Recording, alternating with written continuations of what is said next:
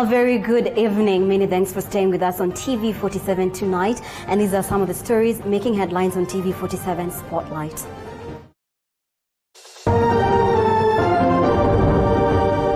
Back to worship.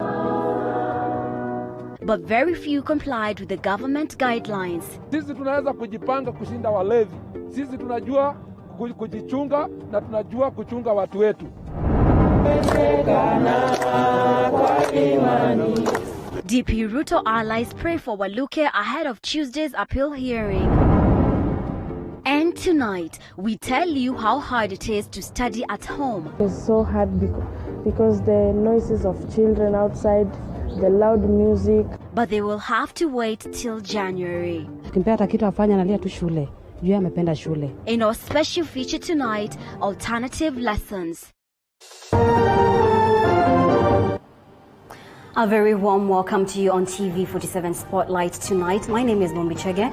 Our sign language interpreter tonight is Faith Cheptile. And we begin with COVID numbers. And 603 Kenyans tested positive for the novel coronavirus in the last 24 hours, rising the total tally to 13,353. The Health Ministry reported 9 deaths, raising the country's death toll to 234, representing a case fatality rate of 1,075 cases. Case fatalities of 1.75%. Nairobi County still leads with 441 new infections, while Kiambu recorded 44 cases, Mombasa 22, Nakuru 17, Kilifi 10, Machakos 6, and Kisii 6 cases.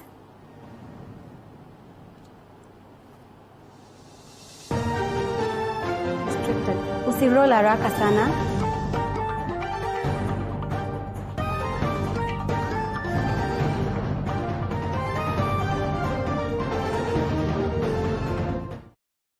And some churches in the country resumed their communal worship services today. After being shut for 4 months, the services were conducted under strict measures, though poor attendance was the hallmark in many churches. Mwangi Maina reports. At the Presbyterian Church of Eastern Africa, Juja branch, no one was allowed to get into the church without following the stipulated guidelines. Worshippers had their temperatures recorded, together with other personal details in the attendance register. There are automated hand-washing points within the church, which seems to be well set in line with the Ministry of Health guidelines.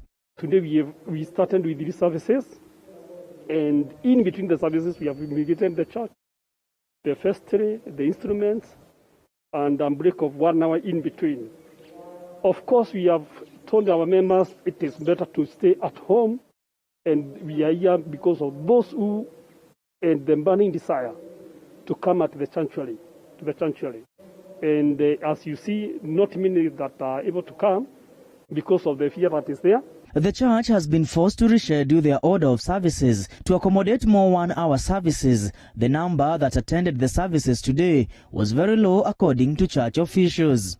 For the teens, that is those who are about 14 to 19, those have to be accompanied by their parents.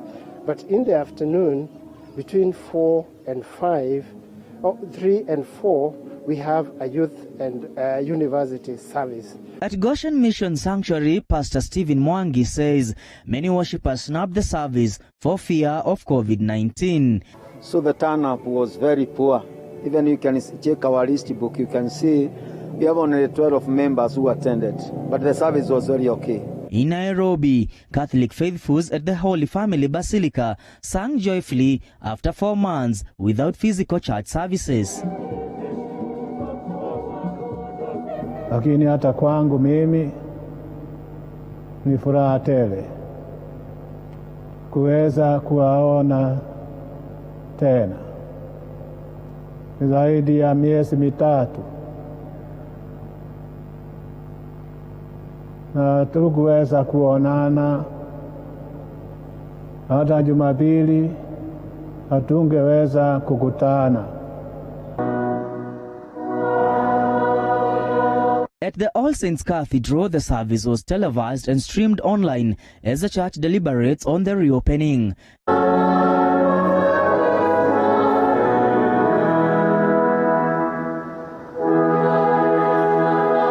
Kajiado, the Full Gospel Church in Bisil conducted its service outside to adhere to social distancing rule. In Nyeri, worshippers could not hide their joy for yet another chance to worship God.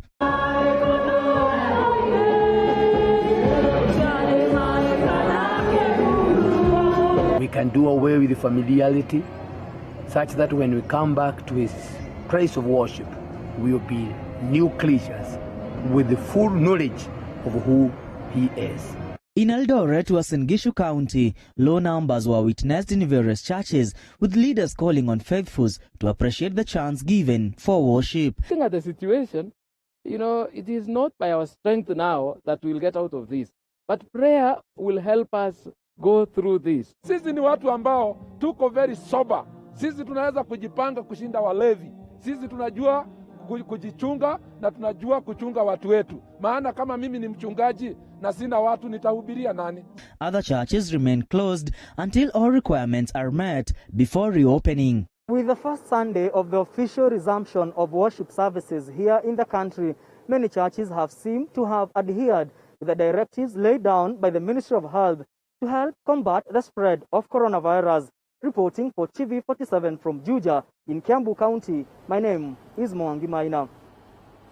And Deputy President William Ruto's allies have held prayers for Sirisia MP John Waluke in his Sirisia home ahead of his appeal on Tuesday. Led by former Kakamega Senator Boni Halwale, they say they are hopeful that Waluke will be released on bond after he filed an appeal. Waluke was found guilty and sentenced alongside Grace Wakungu in an NCPB scandal. Waluke appealed against the sentencing, where he was jailed for a 67-year term or an alternative fine of more than 1 billion shillings.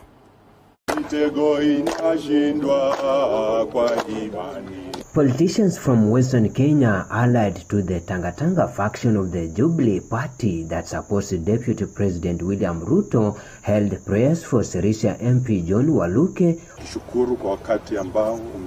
The prayers were held at the MP's rural home in Bungoma County ahead of the appeal on Tuesday. Waluke was sentenced to 67 years in jail alongside his co-accused Grace Wahungu for defrauding the National Cereals and Produce Board of millions of shillings in a maize procurement tender scandal.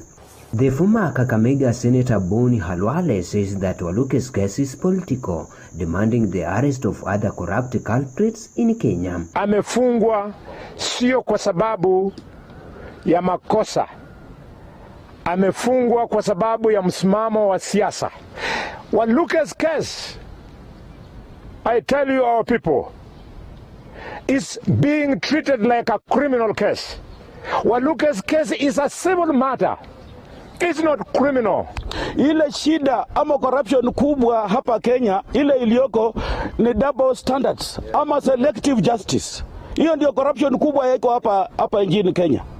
The group condemned the devolution CS Eugene Wamalwa and COG Chair Wycliffe Oparanya for their recent political meeting in Western Kenya. Sasa yeye ndio wako mstari wa mbele kuweza kutuhujumu sisi.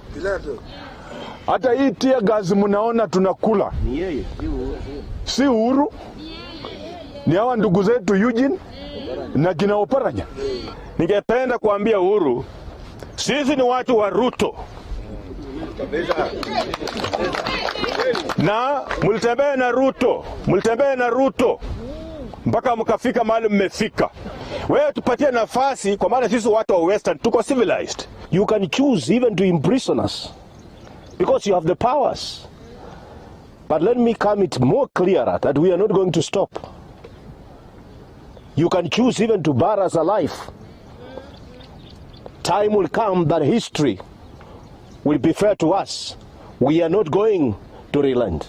Sirisia Member of Parliament John Waluke was found guilty, with the residents demonstrating to demand his release. Wanji Sosin for TV47, Bungoma. And still on politics, supremacy battles continue in Western Kenya, with Devolution's Cabinet Secretary Eugene Wamalwa meeting teachers in Trans Nzoia today. The two insisted they are the region's kingpins, promising to lead a delegation of Cabinet Secretaries to the region to inspect development projects tomorrow. Boniface Baraza with the details.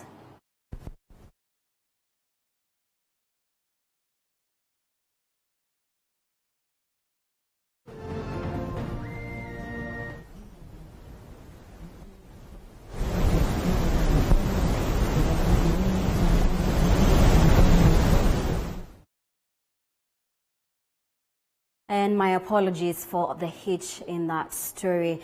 Now, Kenya's oldest political party, KANU, has started winning new members in the Mount Kenya regions. The Jogoo Party plans to revive itself in the region.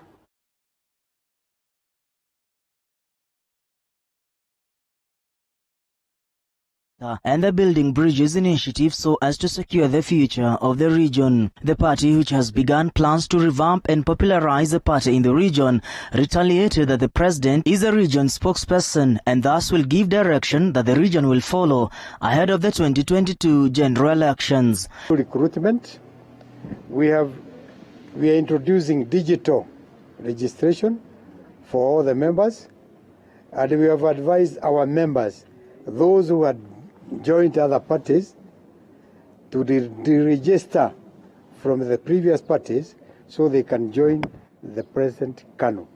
About BBI, we are saying people should focus on development. They should not focus on the leadership. Provided Mount Kenya, we are certified that the new BBI will recognize one man, one vote. The chairman has also castigated elected leaders from the region who have been disrespecting President Uhuru Kenyatta, saying that they were elected under him and they must respect him. I have read in the newspapers, there are some people who are disrespecting our president. We want him to be honored. We don't want his name to be tarnished.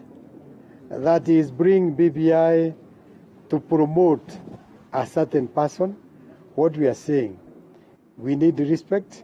Whoever the president is going to recognize as the leader of Mount Kenya in the new dispensation order, we are going to support that candidate. The officials have also supported the recent Jubilee Party purge, where most members of parliament allied to the Deputy President William Ruto have been whipped from committee leadership. Tunaunga rais wetu Uhuru Kenyatta mkono sana. Saili anasema wewe badala ya kutufanyia watu kazi, wewe unafanya siasa. Ni lazima watu waendelee na kutuliwa kwa hiyo serikali yake, aweke wale watu wanajari watu na wanafanya kazi. The officials are calling on the region to rally behind the BBI initiative, exuding confidence that it will ensure that the region gets its rightful share of the national cake. And former councillors from Kirinyaga County have called on President Uhuru Kenyatta not to dissolve the county just yet. The former councillors want the looted funds to be returned before the county is dissolved. Former Councillor Michael Ndege has urged leaders not to be hasty and waste time meant for developments. Rather, they should follow the procedure so that they can identify the office responsible for misused funds in Kirinyaga County. Tusipoteze muda wa kufanya maendeleo. Kwa nini munakimbia sana mpaka kukaonekana kama kuna vitina? Ikiwa kuna watu wengine wako nyumba yanyu wanamsukuma, waambieni wanje pole pole, watulize moli. Ndege was seconded by his colleague, who said that in the case of county leadership being dissolved, Kirinyaga residents will have no one to cater for their needs. Tunafujo serikali alafu wajiko wa Kirinyaga atafanywa nini? Kwa hivyo ndio tunaomba rais. Tunaona ile kazi anatufanyia kama vile mzee mwenzangu amesema, na bado tunatarajia mengi kutoka kwake.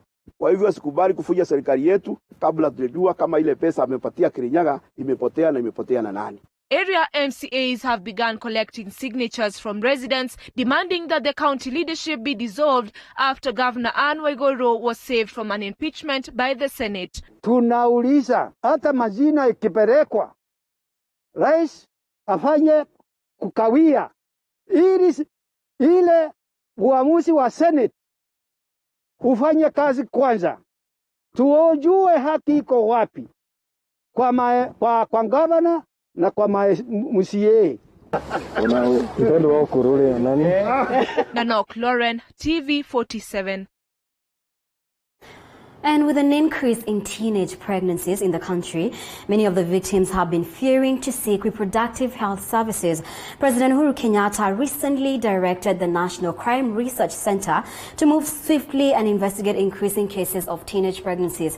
An organization in Eldoret has, however, embarked on reaching out to the youth through social media. Our reporter Calvin Chitoa now reports. Cases of teenage pregnancies have been on the rise in many parts of the country, raising concerns among parents and other education stakeholders. Niko form 1 na niko 13 years, nilipata ball na wazazi wangu bado hajajua. Niko form 3 lakini niko na mimba sahi, niko na mimba ya miezi 4. Access to reproductive health information and services has been a challenge to many youth who used to be sensitized on this matter in schools and youth centers offering such services. Approximately 300 to 400 young people were accessing services at the youth clinic, but with COVID the number has gone down. The month of April we saw half of that number. Majority of the youth have been shying off from visiting reproductive health facilities for various reasons, among them a fear of contracting coronavirus. Because initially we used to have many young people coming, we can say in a day, roughly around 60 to 70 coming in a day. But at the moment, we've been forced to close some sections. A bigger number of the victims, however, fear visiting nearby clinics to access family planning services and STI screening services, with most parents having little information about SRHR. In a bid to address these services, Family Health Options Kenya, an organization that deals with the reproductive health services, has embraced digital techniques to reach out to the youth. Kuna temporary. Okay. Kuna barrier. Okay. Na non-barrier. Kwa hizo kuna yoyote yenye ushaisikia? Under the program, the youth post a wide range of issues facing them, while experts offer solution to such problems. In Nakuru, Uasin Gishu and Homa Bay counties, the service providers are equally using social media platforms. Schools, the colleges, the universities, all these learning institutions were closed. One of the challenges now that comes in with this is that access to information has been an issue. Medical experts, however, say that early pregnancies should not be the only concern for parents and youth. Girls who indulge in early sexual contact, the consequences are severe infections, and these infections includes even cervical cancer, because there is human papillomavirus, HIV, even gonorrhea. All those ones, they cause actually the pelvic system to be affected, so their future fertility will be affected definitely. They might not even have a baby.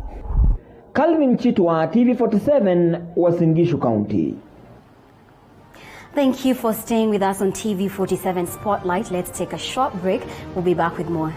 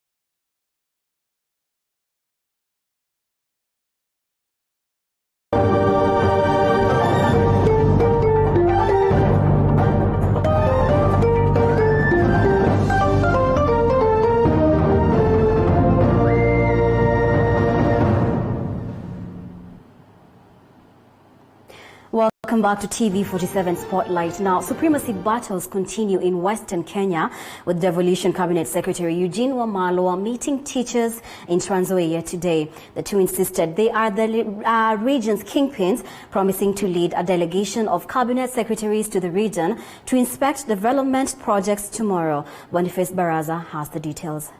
Addressing hundreds of teachers and education stakeholders in Kitale School, Wamalwa argued that their Western tours is meant to revive the region's economy. Tunataka tuambie wale manabii wa uongo ambao kila siku wanasimama kwa matanga, wanasema Nzoia sijui nini, serikali haifanyi, Mumias haifanyi. Kesho we challenge you. If you are a serious leader, what your salt. If you are a stakeholder, be at Nzoia tomorrow. Put your issues on the table. The national government, led by Cabinet Secretary for Agriculture, Peter Munya, will be at Nzoia at 10 in the morning. We will be in Mumias at 2 in the afternoon. Wamalwa is expected to lead other cabinet ministers to Western region to inspect government projects in Western Kenya. Kakamega County Governor Wycliffe Oparanya, who is as well the chair of Council of Governors, insists that their cooperation with the national government is meant to empower the electorate, sentiments echoed by his Bungoma counterpart, Wycliffe Wangamati. Tulikutana, tukasema tunataka tuende mrengo mmoja. Na wakasema sisi ndio viongozi tuko saa hii. Because we cannot go to the forest to have someone there to come and lead us. We are there and this is our time. Ile siasa ya upinzani ya kuongea kwa matanga kuanza asubuhi mpaka jioni, hiyo itakusaidia. Out of the 5 counties, Bungoma, Kakamega, Busia, Trans Nzoia, Vihiga, the only guy who sits at the national table, at the national cabinet, is Eugene Wamalwa. Yeye akipiga simu rais ataisikia. The other person mwenye saizi akipigia simu rais atashika mara moja is other than the chairman of Council of Governors, Wycliffe Oparanya. That is why tulisikizana tukasema Oparanya na Eugene should be our leaders as we engage the national government. You to start development of Western region, you must start with teachers. For this, I respect you. Because you've started with the right people. However, before the motorcade of CS Wamalwa and Oparanya made their way into the meeting, some KUPPET members raised their concern over what they termed as discrimination. Our CS, Eugene Wamalwa, and his team have come here to sensitize teachers on matters COVID-19. So we are wondering, are some teachers more entitled to be sensitized than others? We are bona fide members of KUPPET. We cannot continue being discriminated on the basis of age. We cannot continue being discriminated on the basis of job group. We want fair representation. They are now doing what we call natural selection.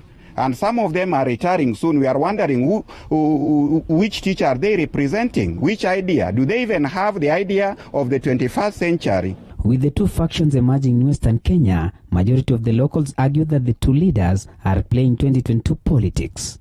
Boniface Baraza, TV47, Trans Nzoia County. And residents of Site and Service Estates in Naivasha woke up to the news of a cold murder of a middle-aged woman whose body was hidden at a perimeter fence of the AIPCA church just 100 meters from the GK maximum prison gate in the town. Nanok Loren reports. Stashed at a perimeter fence 100 meters from the maximum prison gate in Naivasha town is the body of a middle-aged woman who was identified by the Maridadi Flower Company employees as one of their own. Residents of Site and Service Estate have lamented the rate at which murder incidences have occurred in the town, raising an alarm especially to the flower farm workers who find themselves in brutal hands. They are now calling for tightening of security in the area as cases of robbery and murders have been witnessed. Security pia wasilegeze kamba vile wanafaa kutighten. Maridadi Flower Farm employees are now asking for a reschedule of arrival at their workplace since they are more prone to attacks due to the long distances they have to make at the crack of dawn. Tunaomba sajili wetu wafanye nini? Watupunguzie masaa yenye tunaenda kazi. Tunapata wengine wanaenda saa 11:30, wengine saa 11. Na hiyo masaa hiyo ndio uhalifu inafanyika. Hata kama hii kazi inaisha saa 10, hiyo masaa ya saa 10 utapata mtu hapa barabarani. Residents recall a similar occurrence of yet another female employee who was headed to the same flower farm before she was murdered at about 50 meters from the same location. The last time bado kulikuwa pale nyuma upande wa lami, kuna mwingine alikuwa amepatikana na katukua pale.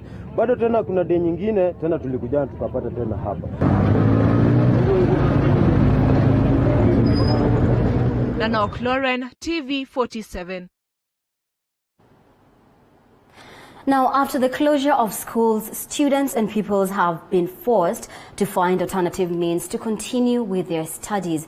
About 80% of the students are missing out on virtual classes set up following the closure of learning institutions as part of coronavirus containment efforts. Now, this huge number likely to lose even more before January when schools are presumed to reopen. In our special report today, we look at their lives after schools closed. Here is Andrine Kilemi with the details. Students and pupils have been home and will remain here for the next 6 months. We look at their lives after schools were closed. Did learning stop for them? How are they surviving? And what next for them?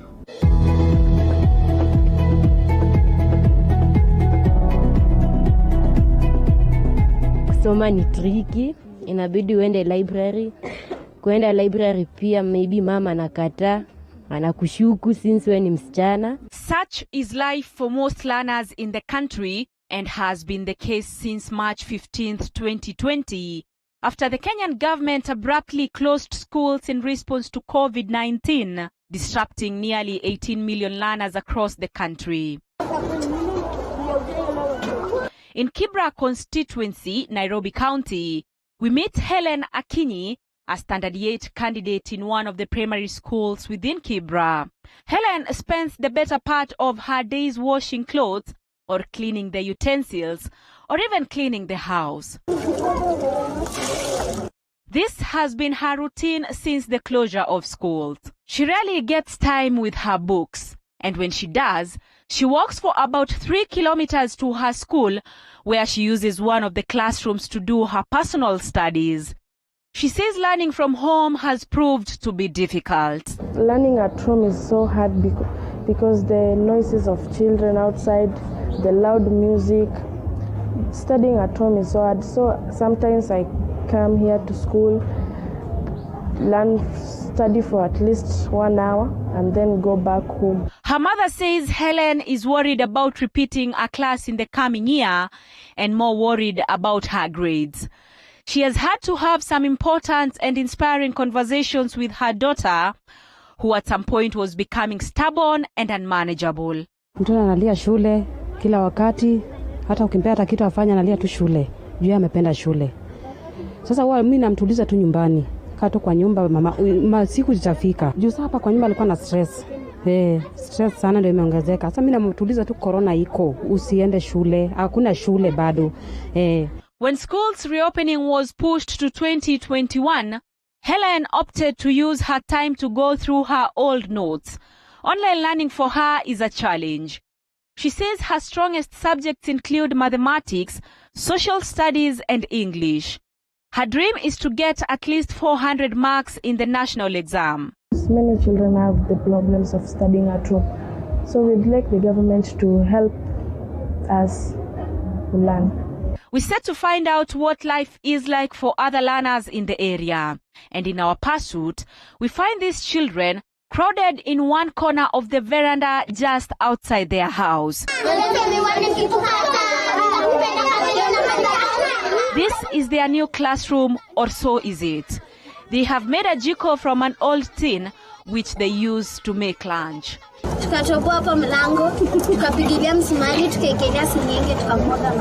Rice is ready. They are now boiling some indomie before frying eggs. I was curious to know whether that food would be enough for every single one of them, but they say it will only be shared among those that contributed to have the meal ready. 1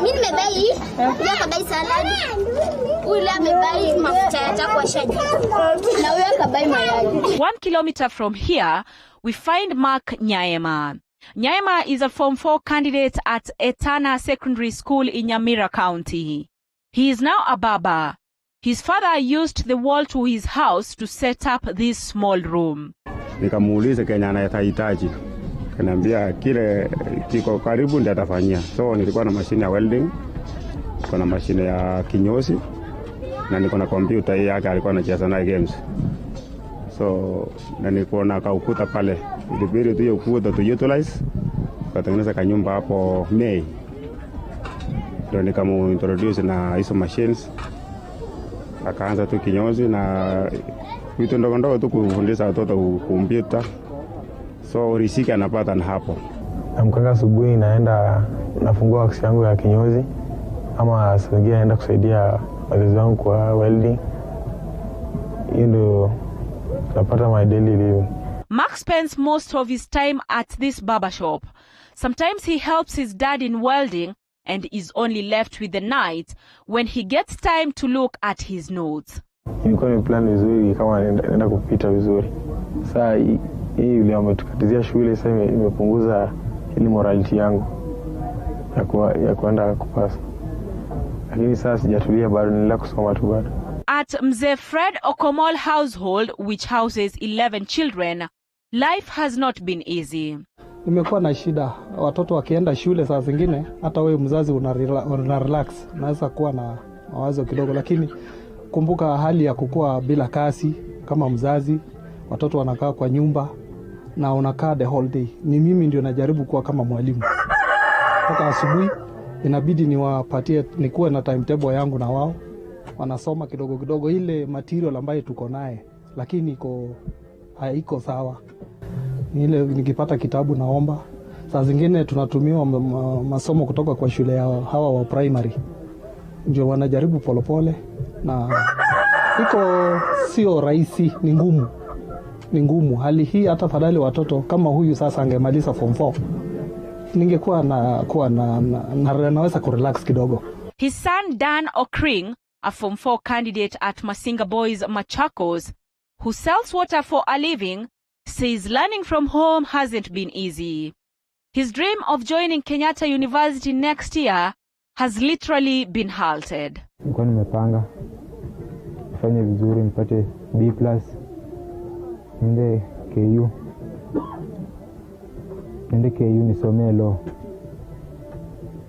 Hiyo ndo career yangu, hiyo ndo future career. Education experts, however, say that students should use this period to make themselves better in their areas of weakness. Ningekuwa mimi mwanafunzi ambaye anajiandaa katika mtihani mwaka ujao, ningekuwa na durusu zaidi sehemu ambaye nina unyonge. Kwa sababu walimu bado watapitia kazi ile. Hasa ile kazi isikupatie shaka sana, usiwe na tatizo sana kwa kusema labda siwezi kudurusu sehemu ambazo mwalimu hajafanya nini, hajafikia. Durusu sehemu ambazo una unyonge ama una udhaifu, zingatia sehemu hizo sana kwa undani. Ili wakati ambapo tutakuwa tunarudi shuleni, utakuwa tayari umebobea katika kazi ile na upo tayari kuendelea na silabasi yako. Pia ni nafasi bora kwa mwanafunzi ambaye yupo kidato cha 4 kujiandaa katika mitihani ya kimaisha. Kwa sababu baada ya 2021 huyu ni mwanafunzi ambaye atakuwa akiingia chuo kikuu katika shahada yake, kufanya shahada yake. Ni wakati bora sasa hivi. Tuna watoto ambao hawajui kazi za nyumbani. Kabisa. Ni wakati bora kwa wazazi kukaa na watoto wao, kuwajulisha, we say family values, societal values. Ukiwazungumzia hawa watoto hawajui hata sheria mbalimbali katika katiba. Ni wakati bora sana kuwafunza watoto wetu mambo kama haya. Whether you are concerned about the new coronavirus or your child staying home for an indefinite period of time, it is essential to frame for your children what's unfolding in clear terms, as well as separate rumors from reality. Andrin Kilemi, TV47, Kibra, Nairobi.